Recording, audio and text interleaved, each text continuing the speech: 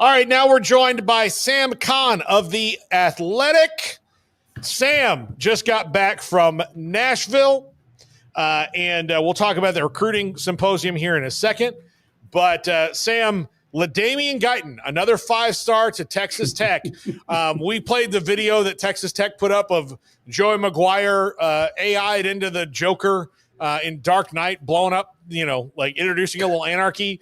And I think that's the perfect metaphor for what they've done, because in this era of college football, if you have the motivated alumni and athletic department, you can, exactly. If you're financially motivated, if they're in, then you don't have to look at all the other schools and go, how can we beat you? You now know how you can. Okay. First, can you hear me okay? Yeah, absolutely. All right, cool, good. It's been a crazy day, crazy week. By the way, football's almost here. And Paul, I cannot tell you how excited I am that football's here. I just came back. You mentioned I was in Nashville for the Personnel and Recruiting Symposium, which is like 1,100 college football staffers, NFL scouts, agents.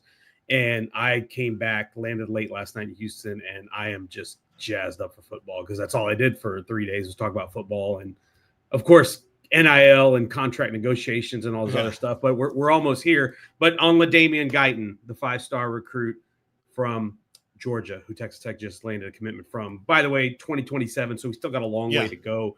But in this era, in the player compensation era, you have a better shot of this sticking because we're offering real money at this point. So, number one, it's huge that Texas Tech did this because they pulled out a 5-star edge rusher, the number one edge rusher in the country, out of the state of Georgia when Georgia offered him. Georgia was one of the finalists.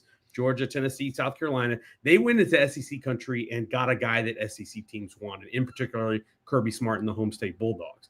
Of course, the financial resources are a big part of that. We have a story coming up at The Athletic probably within the next 5 minutes here as my editor finishes publishing it. But from what I was told, the contract is going to be 3 years, up to $3.5 million. I believe he's going to supposed to receive $900,000 the first year, 1.2 the second year, 1.4 million the third year. So when you have those financial resources and you're able to offer high dollars, they, as we know, when they got Felix Ojo, the offensive tackle from the 2026 class recently, 2.3 million over 3 years. When you can splash the pot like that financially, that can equalize the playing field. That can make up a big difference. They don't have the national championship that Georgia has. They don't have the recruiting pedigree that Kirby Smart has. But guess what? They've got the money, and that goes a long way. Yeah, absolutely. It's one of my great failings in life that I didn't get into the oil business, and then just now in this era, look, believe me, Travis Hunter would have never gone to Colorado. It wouldn't have happened. Wouldn't have happened. Like I listen, I would have gone toe to toe with Dion. Like he would have. His great grandkids would have been well taken care of. Like that's how bad I would do it as a fan. So, but they are, and look, this is because they're getting these guys. This season on the field becomes really important to them, because if they're just going to be a place that pays a lot but doesn't win, kind of like the Dallas Cowboys. Like if you're just that, then eventually, like the other big schools that win are going to financially match them, right? Or at least get close. And so you have to win, because as much as people want to say it's just about the money, man, like if Damien Guyton's best friend goes to Georgia and Georgia wins a national title and Tech still is what they've been, then he might have, like, guys like that might have regrets about going to Tech, and then it's going to hurt them long term. So this year on the field is maybe, I don't want to overstate things, but it's maybe the most important in Texas Tech history.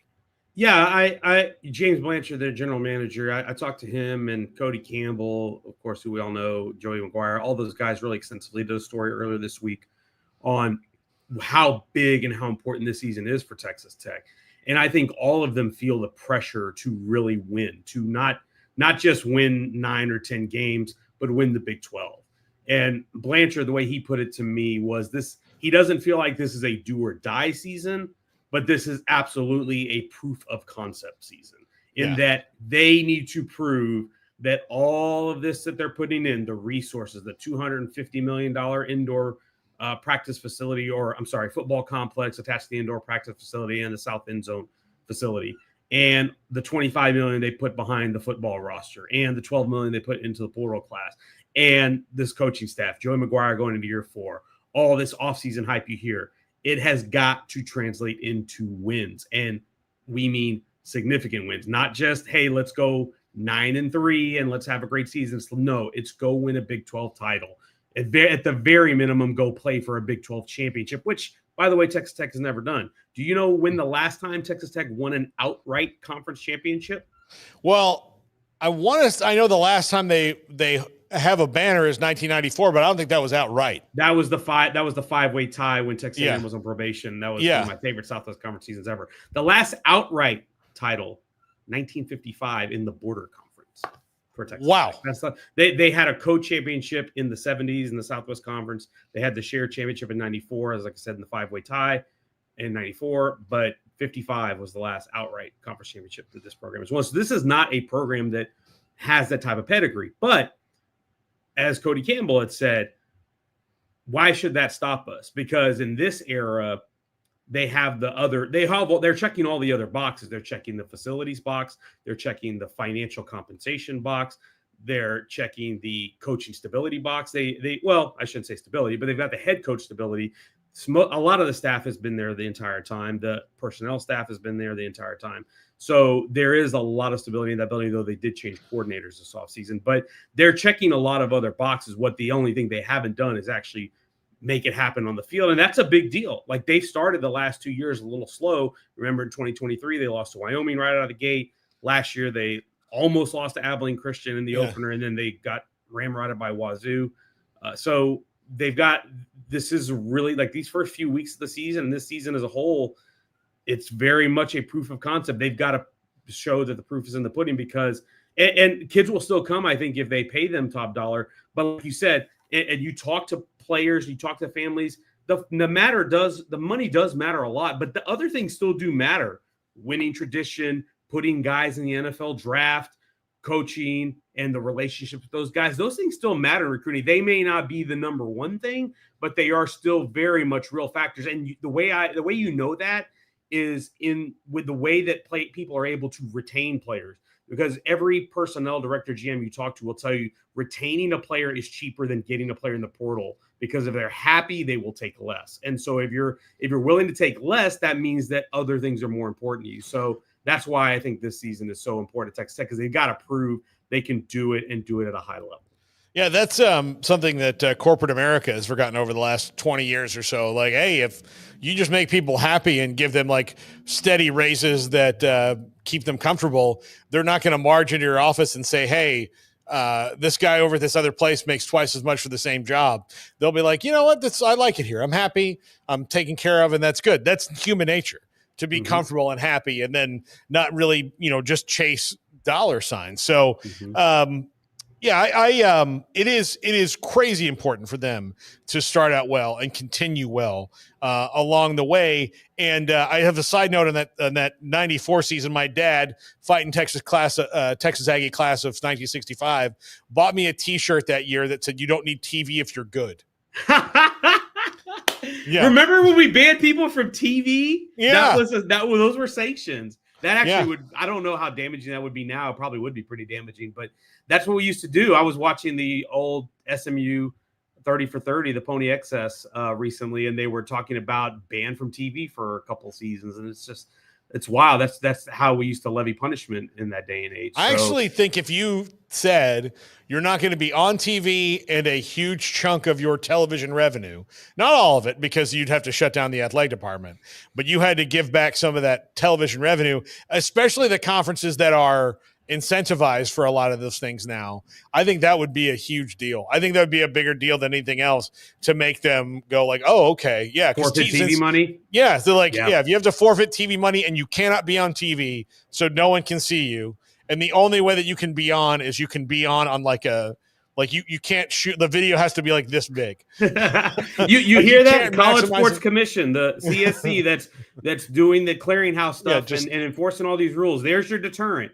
Yeah. Take people's TV money. That's your deterrent if you want to keep everybody in line on this new player compensation era in terms of following rules. Yeah, take their TV money, and they can be on the radio, but not with their radio broadcast team. With a team that hates, like the guys who like finished runner up for the job at their rival dream job on ESPN. Yeah, just or like somebody like, oh hey, what job do you want? Like, oh, I would really love to be the play-by-play guy at Oklahoma. Guess what? You're the play-by-play guy at Oklahoma State because they cheated.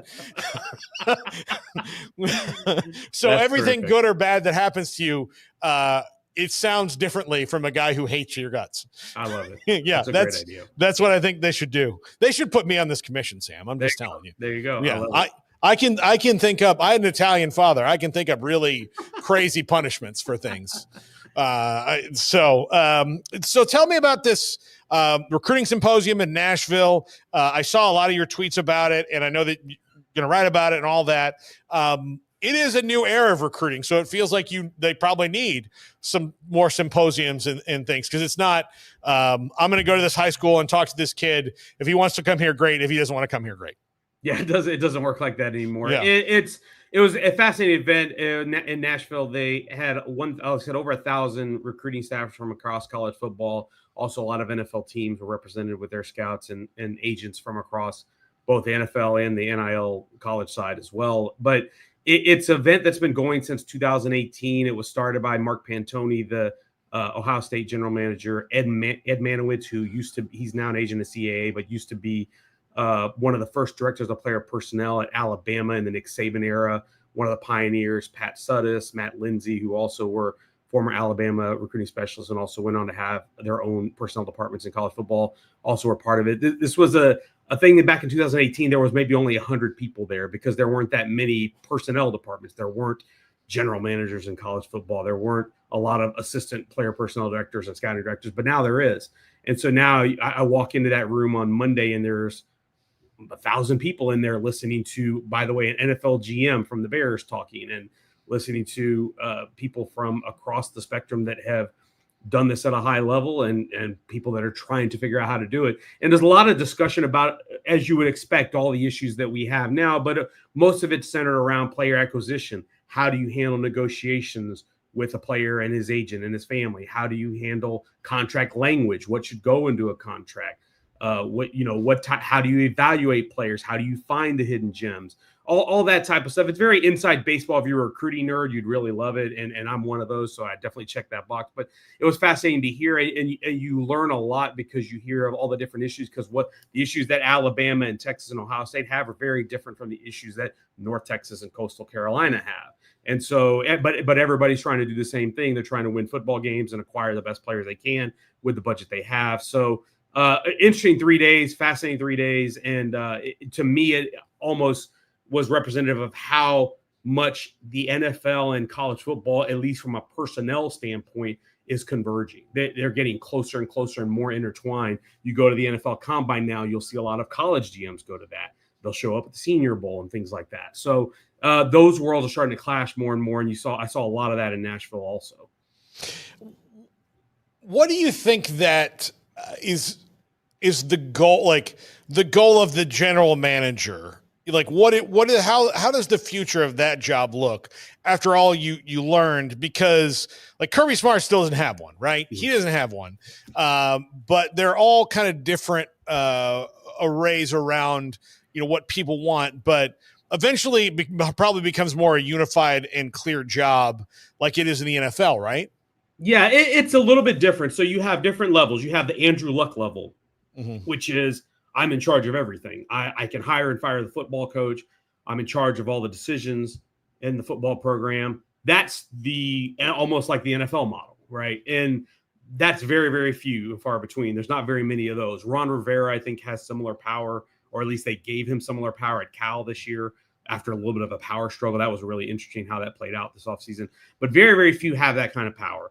The most common GM in college football is I work under the head coach, but I have run of the personnel department, meaning I am managing all the personnel staff, the director of player personnel, the scouting directors, the recruiting operations director, and that staff. And I make sure that we're identifying the right players, evaluating the right players, acquiring the right players. I also am probably involved in contract negotiations, and maybe the head coach is involved in that too, but I'm in those conversations with the agents, and I'm on top of the transfer portal, and I'm making sure that we are on top of our roster and making sure that we have all those spots filled, that we're allocating the money properly. And then you have the interesting in between. You have the Jim Nagy type, which is I'm on the same level as the head coach on the org chart. Mm-hmm. I'm not under the head coach, but I'm working with the head coach, and I run the personnel department, and I have quite a bit of autonomy, which Jim Nagy has. He was able to hire out his scouting staff and build it out like a pro personnel department the way he wanted to.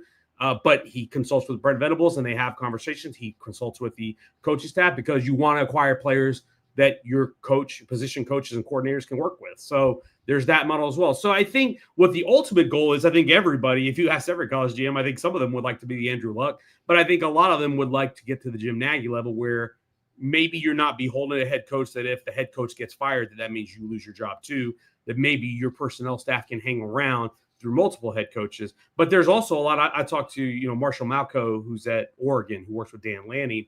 I talked to him this spring when I did a story about the rise of the GM, and he mentioned to me, he's like, I always believe that you should be in tandem with your head coach, and you should be doing things in step with him. And so there's a lot of different beliefs and a lot of different models for that. But I think ultimately what college GMs want is just more say. They want more say. Obviously, they want to be compensated better, which a lot of them are. Now you're starting to see some are getting into the 7 figures. Blanchard, I mentioned earlier, he's in the mid 6 figures. So you're getting guys who are compensated at a higher level, but they want to be able to, I think, be like an NFL GM in some ways, at least from running the personnel operation as far as that goes.